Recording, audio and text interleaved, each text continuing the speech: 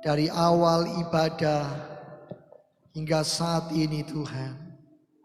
Kami mengalami, kami menikmati, kami merasakan hadirat Tuhan. Mari Roh Kudus Allah, bawa kami untuk mengerti isi hati Kristus. Mengenang dan memperingati peristiwa besar dalam sejarah hidup manusia, di mana Kristus rela menyerahkan nyawanya di atas bukit Kalvari, sehingga kami beroleh kehidupan yang kekal. Tolonglah kami agar kami menerima setiap firman, dan firman itu dimeteraikan dalam hidup kami, menjadi bekal kami hidup di tengah dunia yang penuh dengan perubahan ini, di tengah dunia yang penuh dengan ketidakpastian. Biarlah kami hidup sesuai dengan isi hati Tuhan. Layakkan kami, kuduskan kami, urapi kami. Di dalam nama Tuhan Yesus, puji Tuhan. Amin. Silakan Bapak Ibu duduk kembali. Mari kita dengarkan firman Tuhan sehubungan dengan mengenang dan memperingati peristiwa penderitaan,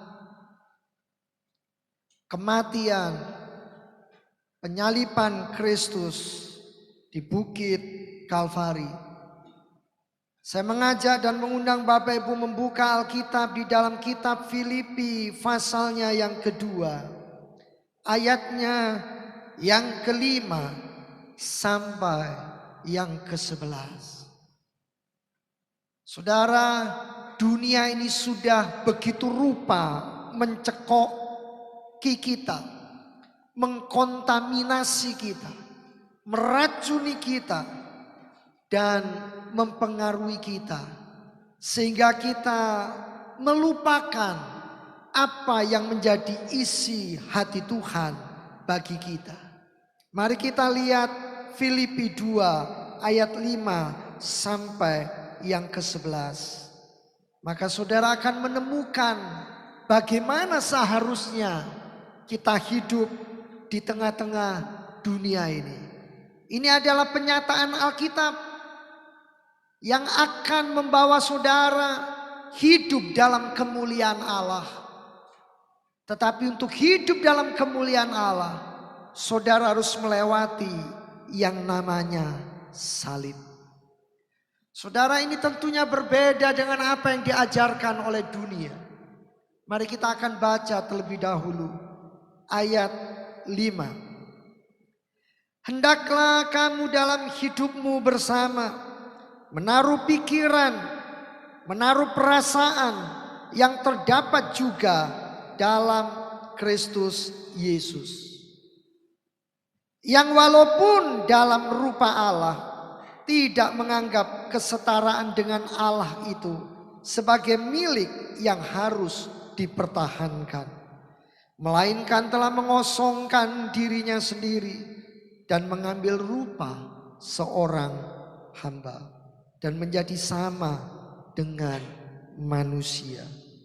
Dan dalam keadaan sebagai manusia ia telah merendahkan dirinya dan taat sampai mati, bahkan sampai mati di kayu salib.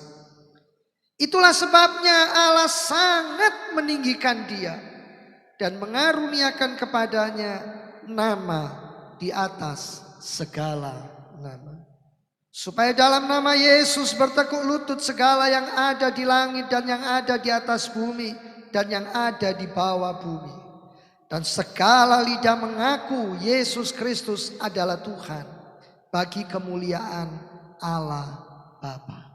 Saudara, dunia ini hanya suka dan mengajarkan seperti hanya ayat 9 sampai 11. Bagaimana saudara punya nama yang terkenal. Bagaimana saudara dihormati di mana-mana. Saudara, bagi dunia naik itu berarti berhasil. Bagi dunia kalau saudara ditinggikan itu berarti saudara dihormati. Saudara dielu-elukan, saudara dipuji-puji. Semakin saudara punya kuasa, semakin saudara disebut sebagai orang yang memiliki kemenangan. Saudara, ini nilai-nilai dunia. Tetapi ingat, firman Tuhan menunjukkan jalan yang berbeda. Jalan yang sama sekali tidak seperti yang dunia ini ajarkan dan ceritakan. Apa jalan yang ditunjukkan? Saudara, sebelum ayat 9 tadi kita baca, kita melewati ayat 5 sampai ayat yang ke-8. Untuk Yesus dimuliakan, untuk Yesus ditinggikan, untuk Yesus dipuji, untuk Yesus dihormati, Yesus harus turun. Saudara baca ayat 5 sampai yang ke-8. Dikatakan Yesus harus mengalami sedemikian rupa. Yang kitab Yesaya 53 berkata, orang akan menghindari, orang tidak bakal mau menoleh, apalagi melihat wajahnya. Bukan hanya karena wajahnya penuh dengan luka, tetapi untuk dipandang saja tidak memberikan kenyamanan dan tidak ada daya tariknya apa-apa. Semua meninggalkan Kristus, semua membuang Kristus. Filipi 2 ayat 5 sampai 11 memberikan gambaran untukmu dan untuk saya. Supaya kita belajar di dalam hidup ini memiliki kerendahan hati. Seperti bukan pendetamu. Seperti bukan hamba Tuhan yang engkau idolakan. Siapapun dia. Tetapi dengan pasti miliki kerendahan hati Kristus. Filipi 2 ayat 5 sampai 11 mengajarkan kita. Tidak hanya supaya kita mempunyai kerendahan hati Kristus. Tetapi ketaatan, pengorbanan seperti bukan pendeta saudara. Seperti bukan hamba Tuhan siapapun. Tetapi Yesus Kristus. Saudara, saya menyampaikan ini dari dasar hati saya. Karena saya bertemu dengan banyak anak Tuhan. Yang begitu menyanjung, memuji, meninggikan seseorang. Tapi dalam waktu yang cukup singkat, dia bisa berbalik, mencaci maki, meninggalkan dan merendahkan orang yang dia puji-puji dan dia tinggikan. Saudara, Yesus Kristus mengajarkan sebuah pengajaran yang baru bagi dunia. Yang dunia tidak akan pernah mau terima dan dunia pasti akan menolaknya. Dan lewat Filipi 2 ayat 5 sampai yang ke-11 saya belajar. Kemuliaan hidup, kemuliaan kekal yang diajarkan untukmu dan untukku. Ternyata berbeda dengan apa yang dunia ajarkan. Ini kemuliaan hidup yang sebenarnya Bapak Ibu. Ini kemuliaan hidup yang nyata yang harus saya punya dan Bapak Ibu punya. Yang kita pelajari sampai Tuhan panggil kita pulang ke rumah Bapa. Saudara jangan hidup dalam kemuliaan ini hanya Jumat atau Minggu. Hanya Senin sampai Sabtu. Hanya Minggu saja. Setiap hari, setiap waktu 24 jam. Karena mata Tuhan di sorga memandang saudara dan memandang saya. Saudara, saya menyampaikan ini bukan untuk Bapak Ibu tapi juga untuk saya. Bukan hanya untuk Bapak Ibu jemaat umat Tuhan yang hadir saja. Terlebih-lebih buat saya Bapak Ibu, saya merenungkan, saya sungguh-sungguh takjub bahwa tahun ini Tuhan memberikan penyataan-penyataan lewat firman Allah.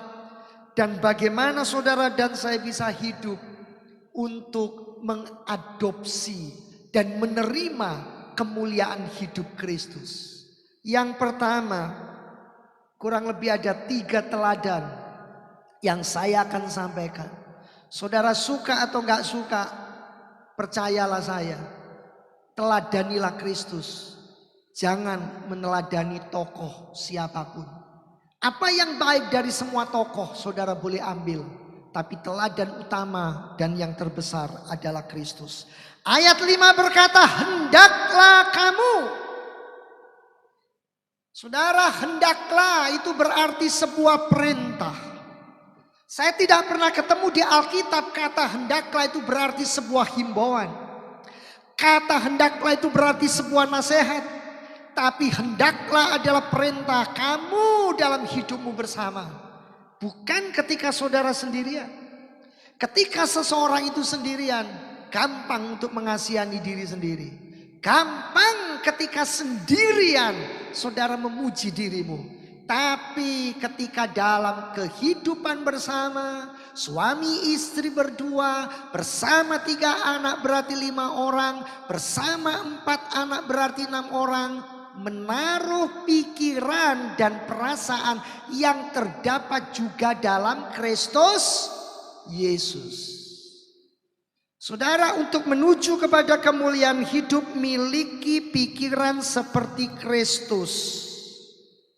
Saya tidak mengajukan sebuah pilihan untuk saudara pilih. Tidak ada pilihan, no choice. Yang ada adalah lakukan, kerjakan. Saudara, lewat ini saya belajar kekristenan bukan soal datang atau tidak datang ke gereja. Tapi jangan nanti pulang ya sudah Pak, kalau gitu minggu saya tidak usah ke gereja. Bukan.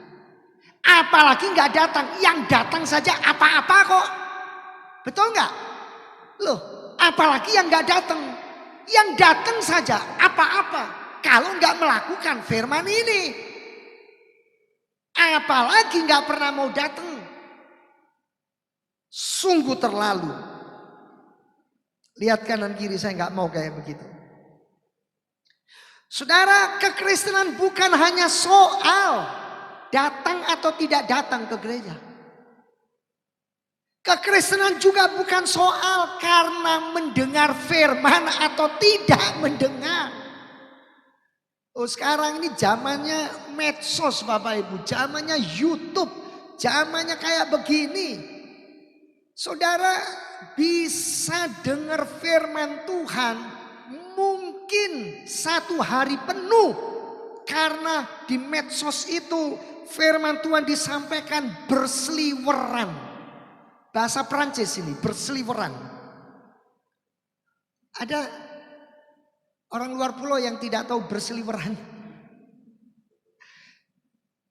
Selalu muncul, gak usah diminta, selalu muncul.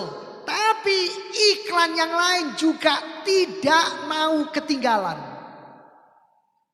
Mohon maaf Bapak Ibu, zaman saya kecil dulu, kalau saya, mohon maaf ya, mohon maaf, dimaafkan? Zaman saya kecil, kalau saya dengar istilah mohon maaf ya, beol. Beol itu menurut saya ke belakang, buangannya besar. Tapi saya bolak-balik dengar, bolak-balik beol, bolak-balik. Maksudnya apa? Ternyata beol itu belanja online. Beol, belanja online, benar juga ya. Disingkat, artinya apa? Saya tanya. Orang yang terus dicekoi, yang terus dapat iklan, akhirnya lupa daratan. Istilahnya itu tadi, beol terus, belanja online terus, termasuk yang nggak perlu dibeli. Nggak usah jauh-jauh Bapak Ibu. Karena itu berseliweran, saya pikir, aduh saya kasihan istri kalau pasang spray itu kan saya nggak bisa bantu juga. Mau bantu sisi sini, yang sana lepas, bantu sini. Akhirnya nggak usah, sudah saya ini sendiri. Saya pikir itu di iklan kan ada itu alat itu. Saya bukan promosi alat ya Bapak Ibu. Ini cuma contoh. Saya nggak ngambil contoh orang lain, ini diri saya sendiri. Ini mau pakai yang gini, yang gini. Setelah beli nggak berguna, nggak dipakai. Itu gara-gara ya itu tadi beol tadi. Jadi bagaimana saudara tidak cuma dengar tapi lakukan. Kekristenan tidak cuma sekedar bicara tentang bagaimana, berapa banyak, berapa sering saudara mendengar firman Tuhan. Begitu buka mata aja kita sudah dengar firman Bapak Ibu. Apalagi kalau terus YouTube-nya nyala 24 jam. Karena pakai wifi yang unlimited. Ya, semuanya dilakukan, pujian, penyembahan. Seolah-olah itu mengangkat kita dalam hadirat Tuhan. Tapi terkadang saya lihat tidak seperti itu. Justru tetap tinggal dalam hadirat setan. Buktinya apa? Kalau ayat ini berkata saudara harus punya pikiran, saudara harus punya perasaan Kristus. Saya menemukan banyak kita yang masih hidupnya egois. Apa? Egois. Saudara tahu saudaramu kekurangan. Saudara tahu saudaramu cari pekerjaan. Saudara tahu saudaramu ini sedang mengalami kemalangan. Saudara yang harusnya bisa bantu, saudara nggak pernah bantu. Sesuai nggak sama ayat ini?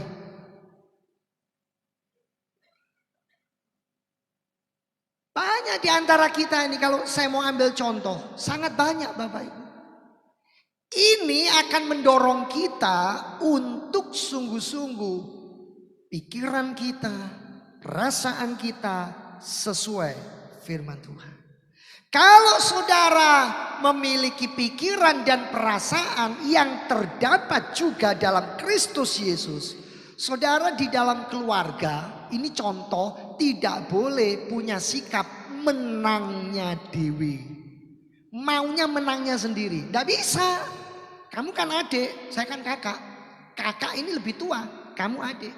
Nah, karena lebih tua ini lebih muda, harus diinjak. Enggak. Loh, saya suami, saya kepala. Saya imam, saya raja. Istri apa cuma leher gambarannya. Istri cuma penolong. Sudah, saya lebih berkuasa. Saudara tinggalkan sikap mau menang sendiri. Kalau saudara lagi pelayanan, saudara dipuji-puji, kembalikan pujian untuk Tuhan. Lalu kalau saudara pelayanan tidak ada yang memuji, juga nggak perlu kecil hati. Sebab yang saudara layani itu Tuhan. Masa bodoh mau dipuji nggak dipuji orang, yang penting Tuhan. Amin. Betul nggak?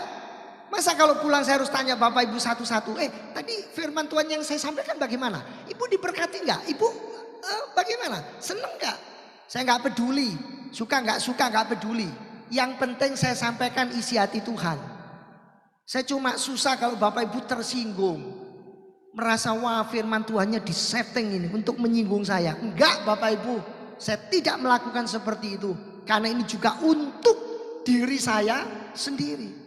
Jadi mari kita tinggalkan Bapak Ibu, sikap kita haus akan pujian.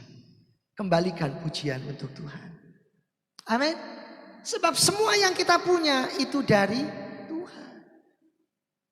Ya, ini contoh tadi dalam keluarga, jangan mau menangnya sendiri. Pokoknya Aduh, kalau sudah pokoknya ini repot. Pokoknya, ya. Di sini nggak ada ya, nggak ada yang ngaku. Dalam pelayanan, dalam keluarga, loh Pak. Terus dalam pekerjaan bagaimana Pak? Saya memiliki pikiran dan perasaan seperti Kristus dalam pekerjaan. Apakah ia harus seperti itu? Nah, baca ulang ayatnya. Tolong tampilkan sekali lagi ya. Ayat 5.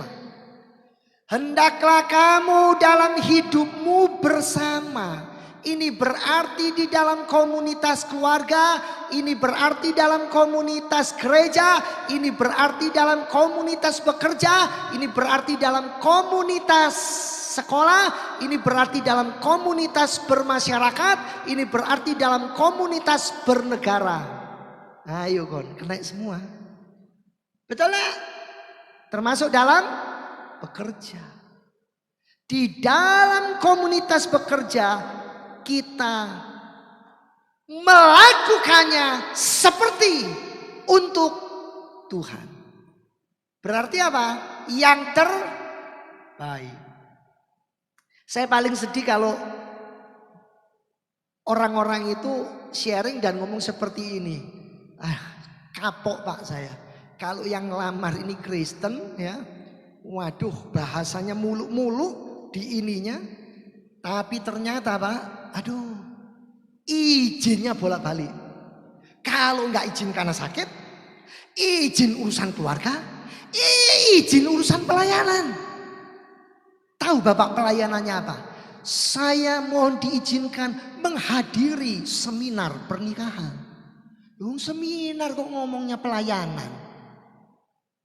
Saya mohon diizinkan untuk mengikuti pertemuan hamba-hamba Tuhan.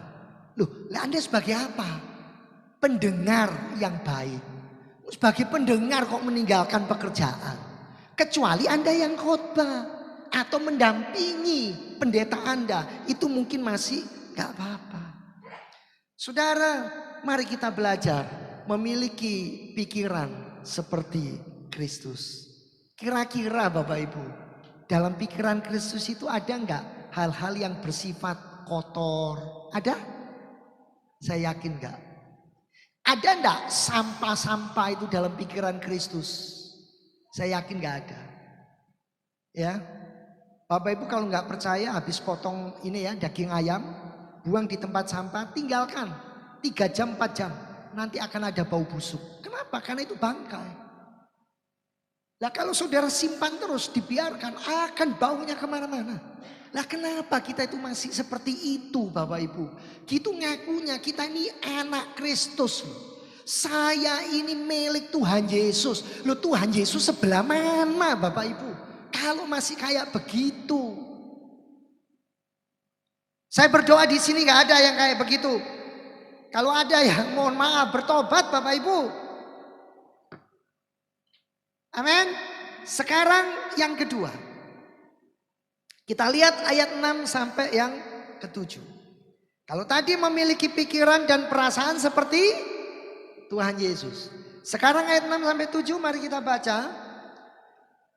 Ya, yang walaupun dalam rupa Allah dan yang sesungguhnya adalah memang Allah, tidak pernah menganggap kesetaraan dengan Allah itu sebagai milik yang harus dipertahankan. Melainkan telah mengosongkan dirinya dan mengambil rupa seorang hamba dan menjadi sama dengan manusia. Sampai ayat 7 ya. Saudara, Yesus adalah Allah. Yang percaya coba lambaikan tangan. Saudara percaya Yesus adalah Allah. Tapi Yesus meninggalkan kesetaraannya, kealahannya, memberikan teladan untuk saudara dan saya. Saudara anak Allah. Tapi saudara sudah atau belum? Dalam hal tertentu, dalam posisi tertentu, dalam urusan tertentu, tinggalkan. tinggalkan Bapak Ibu.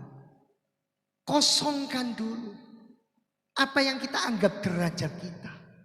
Saudara, siapa yang gak suka kalau ke dokter, ya? Harusnya antri panjang. Tapi saudara kenal sama dokternya, saudara didahulukan. Seneng kan? Padahal yang antri ini ada yang sudah, mohon maaf, kejet-kejet. Ini bahasa Perancis ini, kejet-kejet ini ya. Saudara masih rela, masih tega membiarkan orang itu demi saudara yang masuk. Itu menurut saya saudara gak punya kerendahan hati. Saudara gak punya hati hamba. Kerendahan hati, hati Kristus itu berarti apa? Sungguh-sungguh hati sebagai hamba. Saudara harus bisa. Kalau memang saudara memang punya hak karena saudara teman dekat si dokter, boleh-boleh saja, sah-sah saja, gak apa-apa. Tapi tetap harus ketika berbenturan dengan situasi dan kondisi yang saudara harus ngalah. Ya mbok yao mau. Ya enggak ada yang amin. Heran, gak ada yang amin.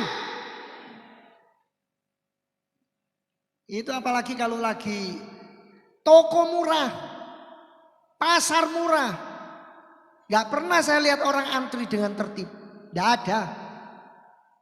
Gak ada Bapak Ibu. Ini ada seorang pemilik toko yang saya baru ketemu. Itu berkata seperti ini. Saya tanya, liburan kemana? Oh, saya ke Singapura. Bersama suami, anak-anak, lalu menantu. Loh, ke sana berlibur saya.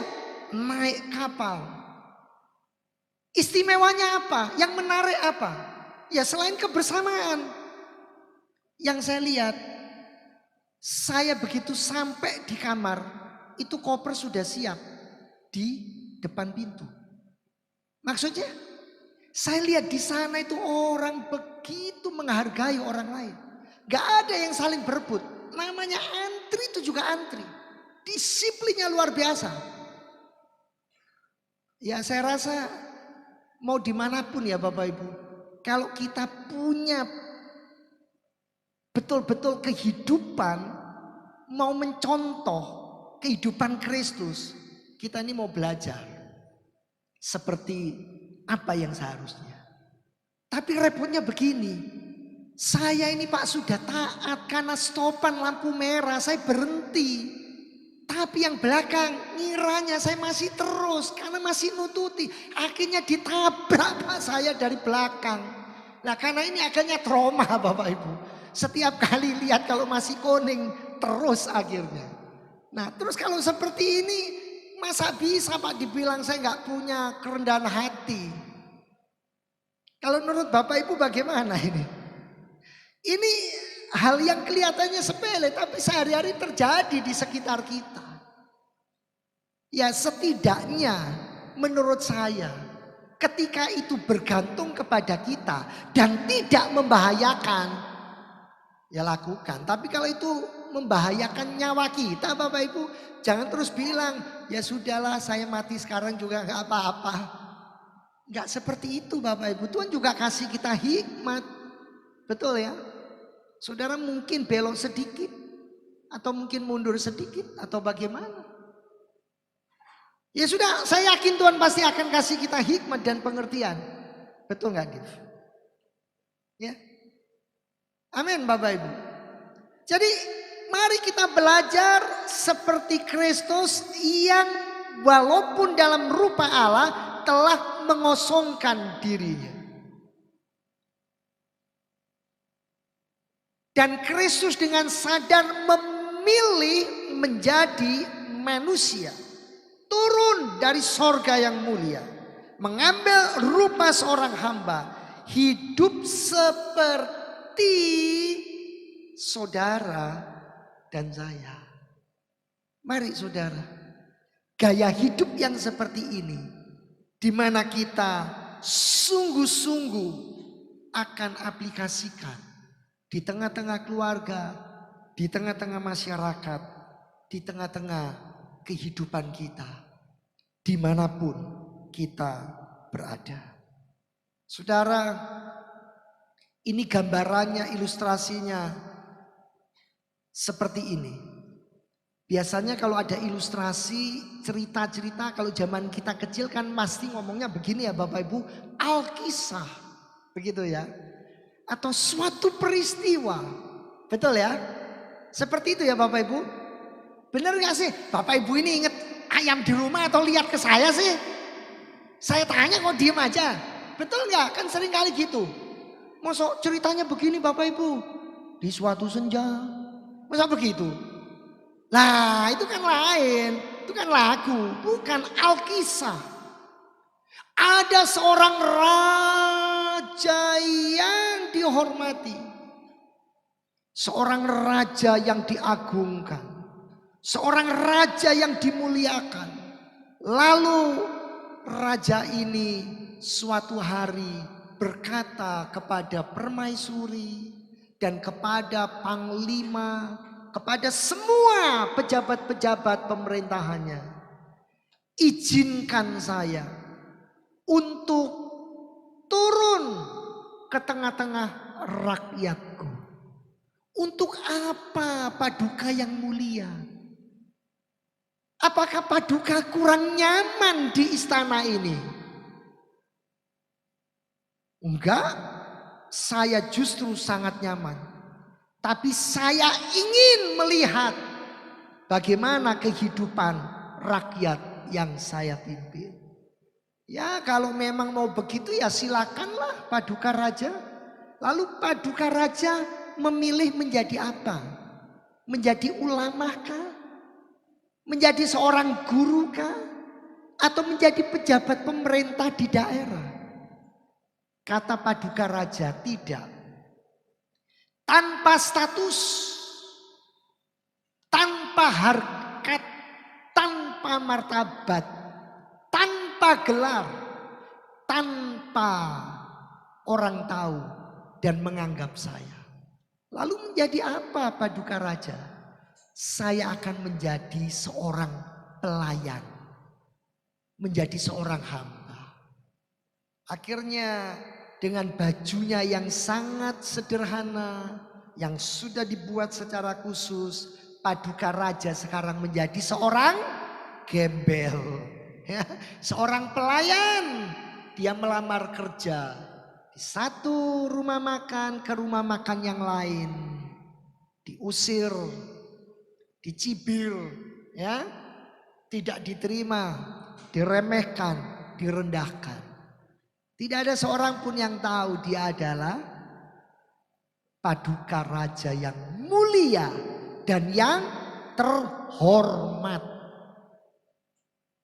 Dia pindah di satu tempat, dia diterima, dia diperlakukan sangat buruk, sangat hina.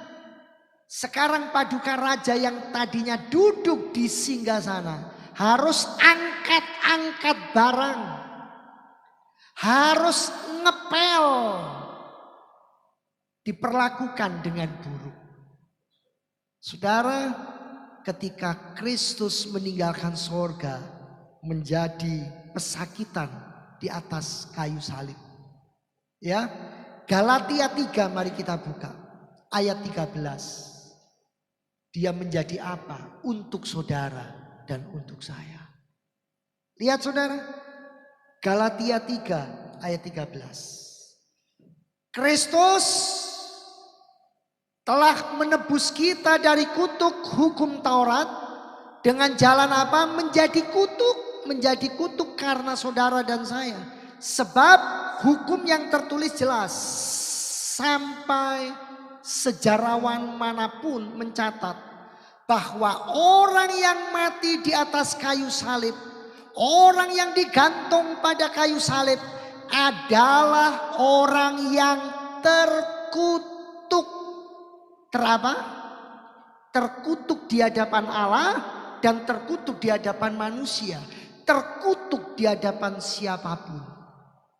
Demi siapa Bapak Ibu? Ini dilakukan semuanya. Demi saudara dan demi saya. Demi menggenapi hukum Taurat. Lalu berapa banyak saudara yang masih mengangkat tinggi harkat dirimu? Hanya karena saudara tidak diberi salam. Hanya ketika saudara lewat, saudara tidak, monggo, silakan. Berapa banyak di antara saudara yang berkata, kurang ajar orang ini, saya tidak dihargai, saya tidak dihormati, dia tidak tahu siapa saya.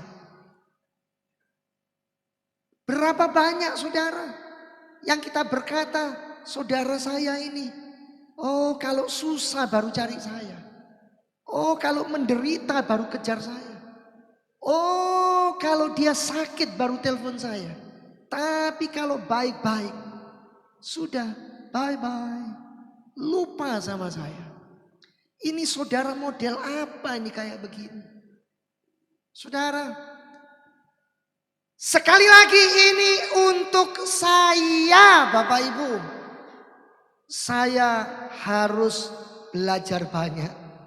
Kalau Kristus turun dari sorga, kalau Kristus mengambil rupa hamba, hidup seperti manusia biasa, mohon maaf kasarnya jadi keset. Orang Chinese bilang jadi buren, jadi kungren, ya, jadi pembantu. Mohon maaf bahasa kasarnya. Saudara, itu sesungguhnya saudara dan saya.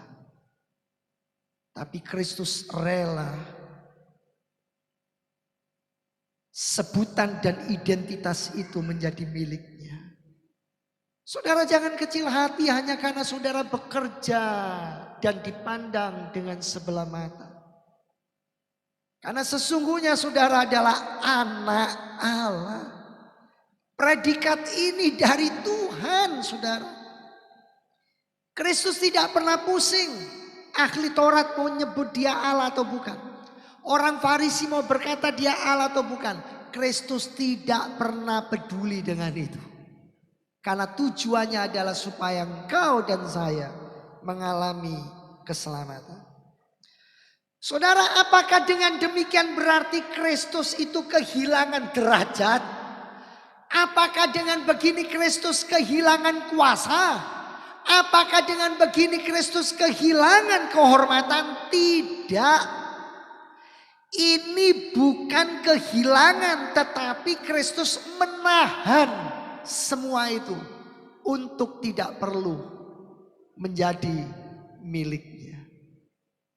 Saudara, seneng gak kalau misalnya kita ini pelayanan di mana-mana dihormati orang, ya?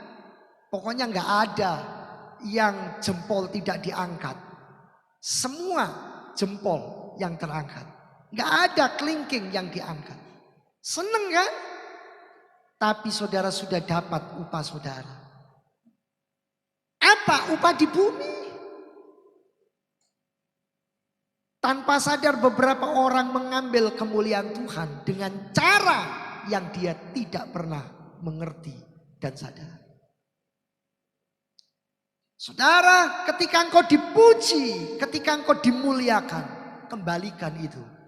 Hormat, kemasyuran hanya untuk Tuhan. Saudara cukup berkata semua karena Tuhan. Semua kasih karunia-Nya. Semua anugerah-Nya. Tanpa Tuhan saya bukan apa-apa. Tanpa Tuhan saya bukan siapa-siapa. Saudara, raja yang tadi saya ilustrasikan akhirnya melihat bagaimana ketidakadilan itu ada. Bagaimana penyimpangan-penyimpangan itu terjadi. Bagaimana kehidupan yang terjadi di tengah rakyatnya. Akhirnya begitu dia kembali ke singgasananya, dia memberikan banyak peraturan. Dia memberikan banyak undang-undang supaya kesejahteraan itu terjadi. Saudara, bagaimana Allah, Yesus Kristus harus turun menjadi manusia. Karena di sorga Allah harus menerapkan keadilan. Tetapi Allah yang adil ini juga Allah yang maha kasih.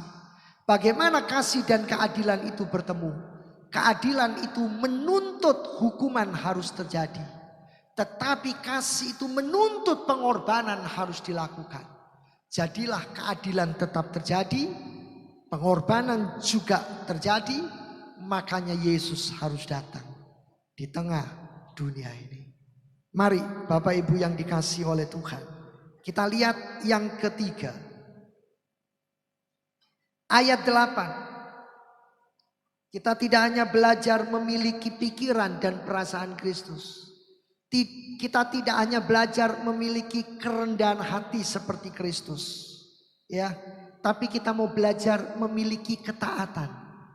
Ketaatan, kesetiaan, iman seperti siapa? Saya bilang tidak lagi seperti seorang pendeta siapapun, tapi Yesus Kristus. Ayat 8. Dan dalam keadaan sebagai manusia. Saya senang ini. Banyak orang bilang, oh iya Pak, oh Yesus Allah kok. Apanya? Ya pasti aja dia bisa melakukan semuanya. Termasuk setia sampai mati. Nah kalau saya ya setia Pak, tapi setengah mati saja. Ya kan? Enak Bapak ngomong, Bapak nggak tahu sih. Orang-orang satu rumah itu kayak apa? Oh, modelnya muncek no Pak. Kalau itu semut tak gites satu-satu.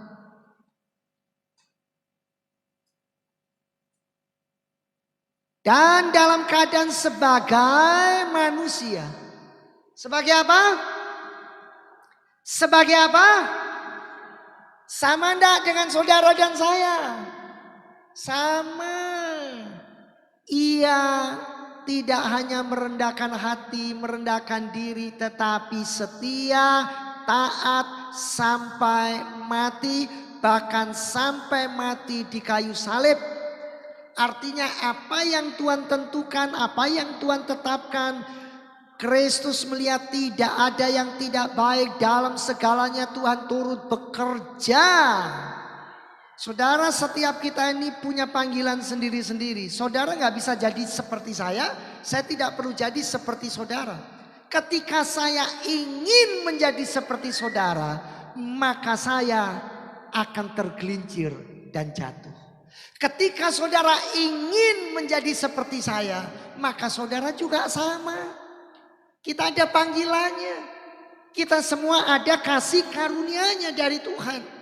Karena itu Bapak Ibu yang dikasihi Tuhan, lewat ini kita belajar, kita meneladani Kristus. Bagaimana dalam puncak kerendahan hatinya, Kristus setia, Kristus taat. Kristus tidak hanya hidup sederhana, walaupun dia punya segala-galanya. Tapi yang saya heran, ada orang gak punya apa-apa, tapi pengen hidup kelihatan punya segala-galanya. Kebalik. Pernah ketemu gak? Hah? Pernah ketemu gak? Pernah ketemu gak? Banyak gak?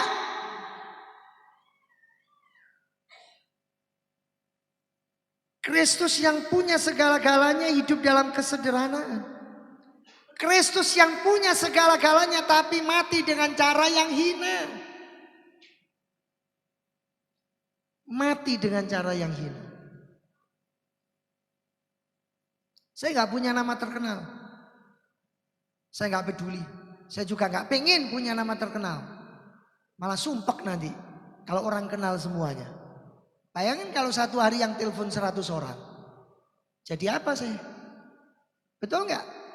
Jemaat segini banyak aja. Masih ada yang lebih banyak kan? Saya gak pernah teleponin satu-satu kok. Pernah Bapak Ibu saya telepon satu-satu? Kan semua sesuai dengan komposisinya. Sesuai dengan kebutuhan dan keperluannya. Kalau saya teleponin satu persatu tiap hari, akan terjadi sebuah absensi dalam gereja ini. Penuh nanti catatannya. Lihat saudara. Salib ini hukuman bagi penjahat. Salib ini lambang kehinaan. Salib ini tempat penderitaan. Artinya apa? Loh, untuk yang hina, untuk yang gak baik, untuk yang begitu rendah, untuk yang begitu jelek, kok ya mau loh. Kristus itu setia. Ini loh Bapak Ibu, kalau orang itu setia, kalau orang itu taat, di tempat yang enak ya, semuanya serba kecukupan, siapa yang gak mau? Ayo saya tanya, kalau gak percaya tanya aja. Dua noni kecil di belakang itu, mau dilahirkan di tengah keluarga, sebut saja nama bintang film yang terkenal dari Korea, atau dengan papa mama, pilih yang mana kira-kira? Pasti dia akan bilang, saya lebih senang lahir dari tengah keluarga bintang film Korea. Mungkin dia akan ngomong seperti itu. Ya, nggak usah jauh-jauh. Banyak anak-anak yang tanya, kamu bangga ada di tengah keluargamu sekarang ini? Atau kalau diizinkan suruh pilih, kamu di tengah-tengah keluarga, sebut saja salah satu konglomerat di Indonesia, pilih yang mana kira-kira? Tapi Kristus memilih dan memutuskan menempuh semua ini karena cintanya kepada saudara dan kepada saya. Saudara, karena itu kalau saudara cinta, saudara harus mau berkorban. Amin. Kan tidak mungkin kalau saudara ajak teman ya, lalu bilang saya sayang sama kamu, tapi belinya separuh aja ya baksonya ya, jangan banyak. Kira-kira yang ngomong disayang ini mikirnya apa? Lek kamu sayang yo jok nukokno separuh, yo penuh, bila perlu ibu tambah. Kan gitu Bapak Ibu. Maaf ya, ini bahasa sehari-hari. Di sini orang luar pulau saya ngomong seperti ini ngerti kan ya? Ngerti kan? Ngerti ya Bapak Ibu. Nah seperti itu seringkali. Masa Bapak Ibu cinta seseorang, bawa dia ke tengah pasar, wis pilihin deh dasternya, tapi cari yang second aja ya. Kira-kira pasangan saudara ngomong apa? Kebangetan. Wis tuku daster second pisan. Second maksudnya bekas. Cek kebangetan nih gitu. Loh itu loh, anak kecil loh, baby ini bisa mengaminkan saya. Ini memperingati Jumat Agung, jemaat yang paling muda Bapak Ibu. Mengaminkan. Dia bilang benar kenyataannya seperti itu. Amin kan? Betul ya Daryl ya? Betul namanya Daryl ya? Nah apalagi loh Bapak Ibu menyerahkan apanya? Menyerahkan apanya? Tak ya. Ada uang abang disayang. Coba gak ada uang, abangku tendang. Enak aja aku tendang. Nyimut. Dorong yang keras biar masuk liang kubur. Sadis. Aduh, saya sedih juga loh kalau lihat status. Ya, terus ada seorang bapak bilang, ternyata beginilah panggilan seorang pria. Istri dan anak-anak berlibur tapi saya harus bekerja. Ya, saya sedih tapi ya itu contoh pengorbanan seorang bapak, seorang laki-laki. Saudara bayangkan loh, seluruh malaikat susah, nggak ada yang tepuk tangan waktu Yesus mati di atas kayu salib. Betul nggak? Saya yakin malaikat bisa nangis nggak? Saya yakin malaikat bisa nangis. Tapi besok kita tanya ya waktu di sorga ya, kalau ketemu malaikat pernah nangis nggak? Waktu Yesus di atas kayu salib, aduh Bapak Ibu, saya percaya seluruh sorga menjadi sunyi, sepi, hening, tenang. Saudara, sampai hari ini orang berkata, cek mau-maunya sih. Bener nggak sih cerita tentang Kristus ini? Mereka berkata, sulit bagi kami untuk menerima dan percaya dan mengimani. Tapi ini teladan yang diberikan Bapak Ibu. Supaya engkau dan saya setia itu bukan setia setengah mati. Tapi setia sampai akhir hidup kita. Amin. Semakin banyak orang belajar teologi, gelar semakin banyak. Yang saya sedih malah meninggalkan Tuhan Yesus. Tapi ada seorang ibu, seorang bapak yang sederhana. Mungkin baca Alkitab bahkan sudah sulit. Ke gereja sudah sulit. Tapi iman dan pengharapannya dengan lantang beliau berkata, sampai akhir hidupku hanya Kristus yang boleh menjemput aku. Saudara, Tuhan mencari orang yang tetap setia. Amin. Tuhan mencari orang yang tetap taat. Amin. Tapi kalimat saya belum selesai. Siapa yang tidak bisa setia kalau semua baik-baik? Siapa yang tidak bisa taat kalau semua baik-baik? Tapi setia dan taat. Walaupun engkau menderita. Walaupun engkau susah. Walaupun engkau sedih. Walaupun engkau mengalami penderitaan. Ini yang saya mau Bapak Ibu. Dan ini yang firman Tuhan mau. Di sepanjang Alkitab banyak orang yang setia. Kalau keadaan baik itu wajar dan lumrah. Saudara, tapi banyak orang yang taat ketika segala sesuatu berjalan lancar. Siapa yang tidak mau di tempat bekerja saudara dapat upah yang besar. Semuanya serba nyaman dan tidak ada gangguan. Siapa yang tidak mau? Tapi tidak ada dunia kerja ini yang ideal seperti itu. Selalu ada yang namanya ketidakadilan. Saya tanya dengan Pak Cornelis, apa nggak ada orang lain yang berangkat ke luar pulau? Kenapa harus Bapak terus? Apa nggak bisa ambil orang lain? Lepas dari segala ketentuan, permintaan bos, penderitaan yang dialami dan dihadapi. Dihadapi dengan setia, dengan taat, dengan sukacita. Berapa banyak saudara?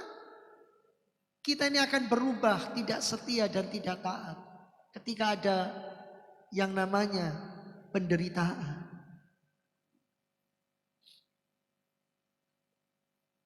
Berapa banyak para istri, para suami. Berapa banyak anak-anak. Saya dulu kalau sekolah berpikir kapan ya lulus ya. Kapan ya lulus ya. Hanya karena apa? Mata pelajaran tertentu yang saya nggak suka. Ya, jadi saudara jangan contoh saya ya yang masih sekolah. Kalau saudara nggak ngerti pelajarannya tanya sama yang ngerti. Saya dulu nggak tanya sama yang nggak ngerti. Jadi tambah nggak karu-karuan. Lu nggak ngerti ditanya. Dia akhirnya bilang apa? Ojo dipikir. Pelajaran ngono ae. Ayo metu ae. Loh. Akhirnya tambah nggak bisa Bapak Ibu. Ini benar. Besok ujian. Kata teman saya, jangan dipikir. Ayo pergi aja. Lu kemana? Jalan-jalan. Lu besok ujian. Ujian kok dipikiri. Ujian tetap ada. Coba Bapak Ibu. Lihat. Ini fakta. Ini dunia. Kenyataannya kayak begini. Dunia ini selalu menawarkan yang gampang, yang enak, yang murah. Ada jalan yang disangka lurus tapi ujungnya menuju maut. Saudara, tanya sama hatimu, tanya sama dirimu, hari-hari ini siapa yang saudara pandang? Hari-hari ini siapa yang menjadi fokus hidupmu? Karena 3 keteladanan tadi, miliki pikiran perasaan Kristus, miliki kerendah hatian Kristus, miliki kesetiaan, ketaatan, keimanan seperti Kristus. Filipi 2 ayat 9. Maka itulah sebabnya Allah sangat meninggikan dia dan mengaruniakan kepadanya nama di atas segala nama, supaya dalam nama Yesus bertekuk lutut segala yang ada di langit dan yang ada di atas bumi dan yang ada di bawah bumi, dan segala lidah akan mengaku Yesus Kristus adalah Tuhan, bagi kemuliaan Allah Bapa. Kanker itu juga nama. Kanker harus tunduk di bawah nama Yesus. Rematik itu adalah nama. Rematik harus tunduk di bawah nama Yesus. Ini nama yang luar biasa dan ini nama yang dahsyat. Saudara, Allah meninggikan Kristus supaya di dalam namanya keselamatan itu sampai kepada seluruh bumi. Dan dikatakan segala lidah mengaku bahwa Kristus bagi kemuliaan Allah Bapa. Berapa banyak di antara saudara yang ingin hidup di dalam kemuliaan Tuhan? Saudara harus mau direndahkan untuk ditinggikan. Saudara harus mau taat untuk dimuliakan. Saudara harus mau mengalami salib baru melihat takhta. Amin. Kalau dunia jangan salib, langsung takhta. Jungkel saudara. Sekali lagi, saudara akan terperosok jatuh. Saudara akan jadi orang yang sombong. Saudara akan jadi orang yang tinggi hati. Tapi kalau saudara mulai dari yang rendah, saudara naik anak tangga satu persatu, itu saudara akan lebih rileks. Kalau saudara taat, saudara berkorban, saudara akan melihat kemuliaan Tuhan. Mari jemaat, saya undang kita bangkit berdiri. Inilah prinsip kerajaan Allah, bahwa kerendahan hati harus mendahului kemuliaan. Jangan berpikir kemuliaan dulu. Kemuliaan dulu, kalau saya dimuliakan saya baru rendah hati. Kebalik. Rendah hati dulu, baru kemuliaan akan hadir. Baru semua lutut bertelut, semua lidah akan mengaku. Saudara, saya percaya tidak lama lagi Kristus akan datang. Dunia ini sedang berada di ujung tanduk. Tapi saudara dan saya, ingatlah, dunia ini bukan rumahmu. Sebab rumahmu adalah di sorga. Jangan pernah bangga dan jangan pernah mengikuti tren dunia ini. Tapi biarlah tren sorga yang kita tunjukkan kepada dunia. Dengan segala ucapan syukur dan kerendahan hati, kami berterima kasih karena di sepanjang ibadah Tuhan telah memimpin. Tuhan telah menyatakan anugerah dan berkat-Nya. Izinkan kami berdoa Tuhan bagi saudara-saudara kami yang tidak bisa hadir. Yang karena satu dan lain hal dimanapun beliau berada, tangan kasih dan kemurahan Tuhan menjangkau mereka. Bagi kami yang sudah hadir dan mendengar firman Tuhan, firman ini akan mengubahkan kami, dimeteraikan dalam hidup kami, menopang dan menolong kami. Terima kasih Tuhan Yesus. Kami juga berdoa buat saudara-saudara, buat seluruh jemaat yang berulang tahun di sepanjang bulan Maret. Kami menyerahkannya kepada Tuhan. Biarlah Tuhan membawa beliau semua semakin mengenal Tuhan, semakin mengasihi Tuhan, dan hidup melayani Tuhan. Perlengkapi, pakai, kuatkan, dan tolong. Kami berdoa sekarang untuk bangsa dan negara kami Indonesia. Di tengah-tengah kondisi perekonomian, Di tengah-tengah segala yang terjadi, Tuhan tolong supaya negeri kami, supaya para pemimpin kami benar-benar dengan hati yang takut akan Tuhan menyelenggarakan proses pemerintahan yang baik dan benar. Kami juga memberkati dan menyerahkan TNI dan Polri. Kami berdoa dan menyerahkan seluruh gereja hamba-hamba Tuhan. Kami juga berdoa dan menyerahkan semua ministry. Tuhan berkarya dan bekerja dengan ajaib. Memberkati juga semua partner-partner pelayanan dimanapun beliau berada. Terima kasih Bapa di sorga, sebelum kami pulang meninggalkan gereja ini untuk sementara waktu, untuk bertemu besok minggu dalam ibadah peringatan dan perayaan Paskah kebangkitan Kristus dari kematian. Biarlah kami semuanya sungguh-sungguh membawa berkat, kasih, kemurahan, anugerah Tuhan. Mari Bapak Ibu, sebelum Bapak Ibu meninggalkan gereja ini, untuk sementara waktu angkatlah tanganmu. Terimalah sekarang berkat dari Allah Bapa. Dan biarlah cinta kasih kemurahan Tuhan Yesus Kristus Sang Putra di dalam persekutuan daripada Allah Roh Kudus akan memimpin, akan menyertai, memberkati, menopang, menolong kehidupan Bapak Ibu dan saudara semuanya. Tuhan yang membuat engkau beruntung, Tuhan yang membuat engkau berhasil. Jadilah engkau Kristus-Kristus kecil, dan jadilah engkau teladan di tengah-tengah dunia ini. Terimalah berkatnya dalam nama Tuhan Yesus Kristus. Puji Tuhan. Amin.